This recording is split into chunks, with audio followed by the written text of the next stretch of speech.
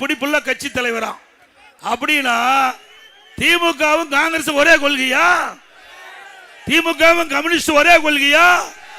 திமுகவும் விடுதலை சிறுத்தை ஒரே கொள்கையா? ஏங்க இங்க ஒத்த கொள்கை என்று சொல்லி நாட்டு மக்கள் ஏமாற்றுறாங்க.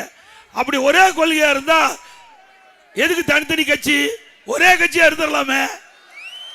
ஆனா பாண்டிச்சேரியில எதிர்த்து போட்டிடுறாங்க, கேரளாவில் காங்கிரஸ் கம்யூனிஸ்ட் எதிர்த்து போட்டிடுது. அப்போ ஒத்த கொள்கையுடைய கட்சியா? நாட்டு மக்களை ஏமாற்றுறாங்கல்ல. தேர்தல் நேரத்தில் மக்களை ஏமாற்றி கவர்ச்சிகரமா பேசி பொய்யான செய்தியை சொல்லி வாக்கு கேட்கின்ற முதலமைச்சர் நாட்டுக்கு தேவையா? அப்புறம் இன்னொருத்தர் இருந்தார், யாருன்னு தெரியும், இந்த மண்ணிலே இருந்தவர், வேறு பக்கம் சென்று விட்டார். யாருன்னு தெரியுமில்ல? உண்மையிலேயே நான் அவரை பேசல, நம்ம விட்டு போயிட்டாரு. எங்க இருந்தாலும் வாழ்க.